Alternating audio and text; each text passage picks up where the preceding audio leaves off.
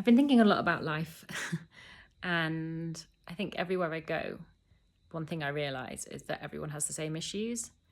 And there's a saying, you take yourself with you wherever you go. And that is very true. I am definitely here with me, with the same, I guess, the same things that I'm working through. Wherever I am in the world, I'm working through things. And that doesn't change. I just prefer being somewhere warm. And also the experiences that I get to have in different countries, I feel help me to grow. Um, I'm here as a volunteer, sleeping on the floor, on a mattress on the floor, um, learning new skills, working with my hands in exchange for being here, rather than working and saving money and going on holiday. It's just a different way round of doing stuff. But I'm not escaping the things that I'm working through. If anything, I'm facing them more.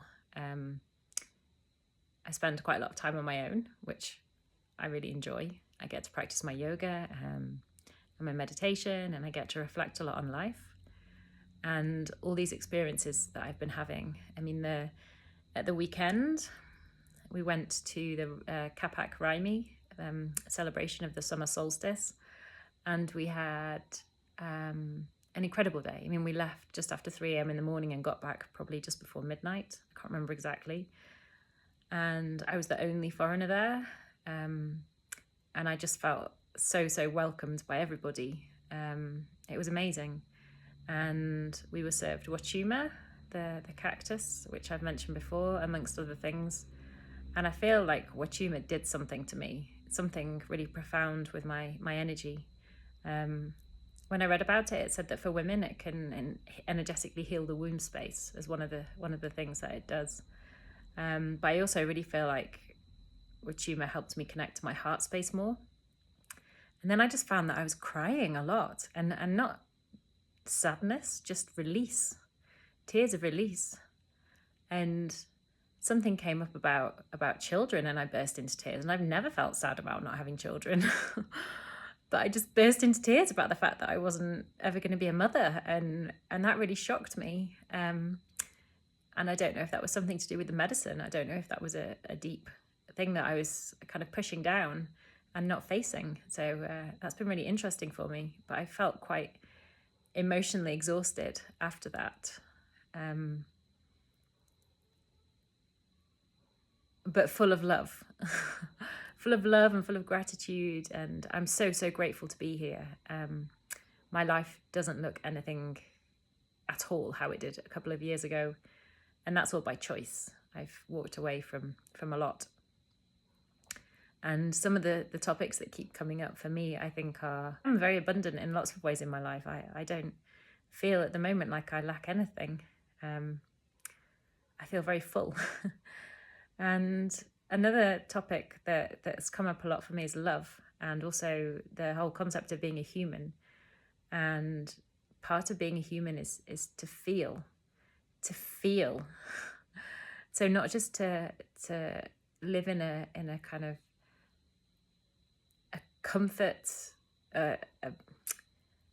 zone, where I'm very good at hermiting and not opening myself up to things. And if I do that, then I'm not going to get hurt. I'm never going to get hurt, but then I'm never going to feel love if I just shut myself away all the time. And that's something that I'm working on quite a lot, I think, to face that fear. Because if you're afraid of love, then you're missing out on the greatest gift that we have as humans, which is to love. And I unconditionally love.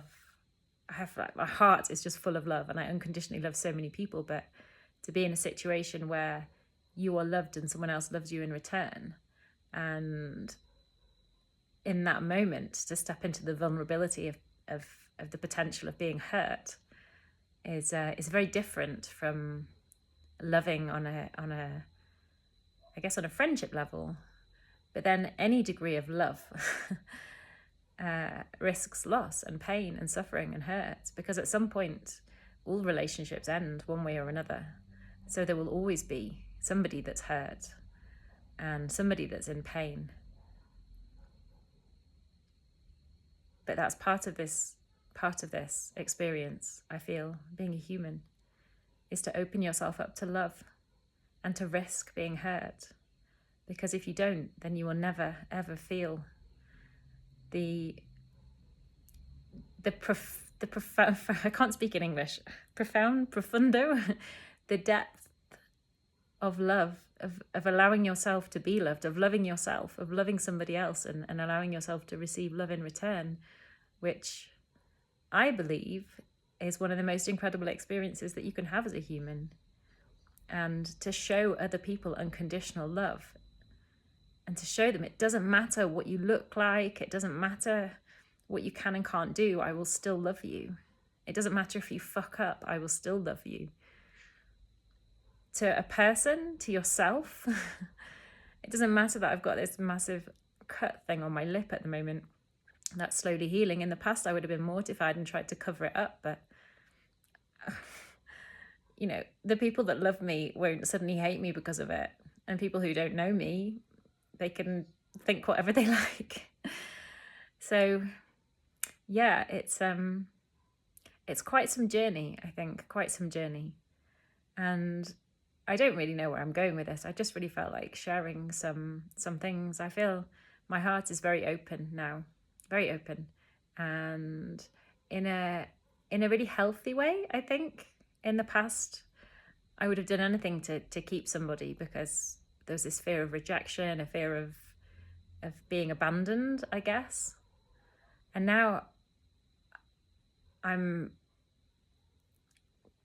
in a place where I'm really content. I know I keep saying that, but I am with me. So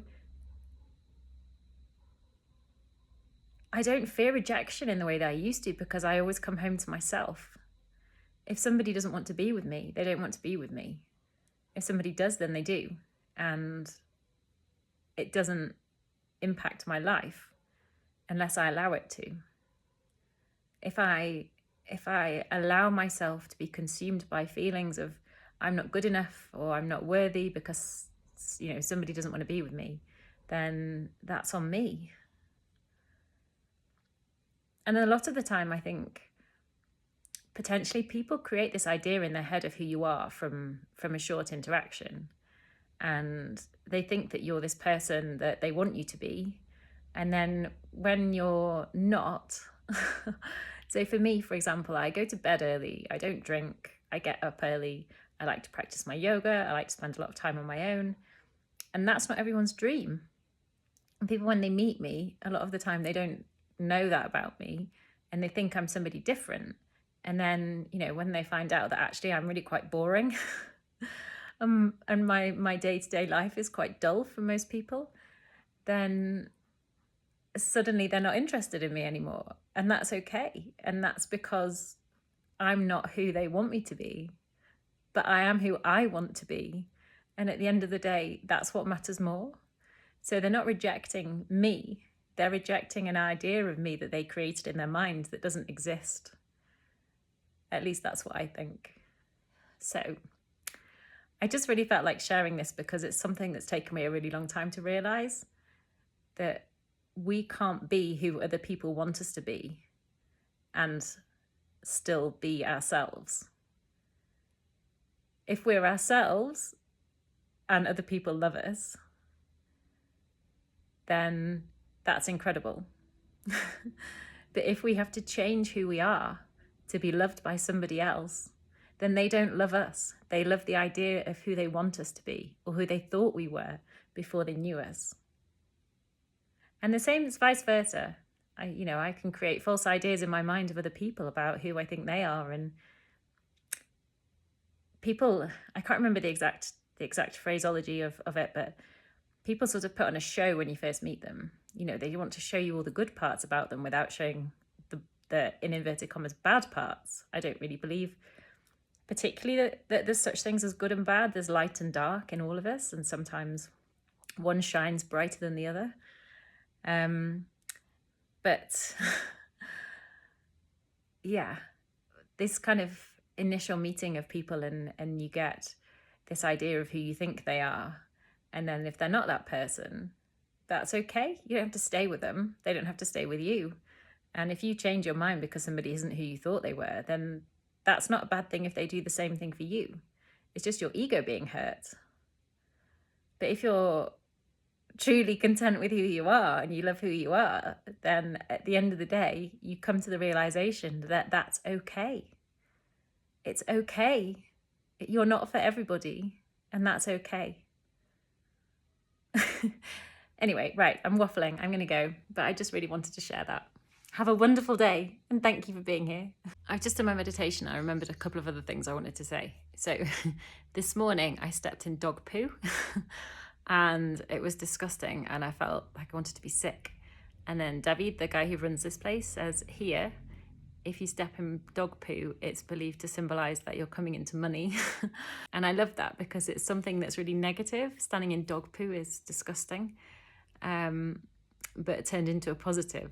So it's all about perception. If you perceive that thing actually to be a good sign, a good omen, then it totally changes the whole experience. I just want to play my ukulele. And I have a cat.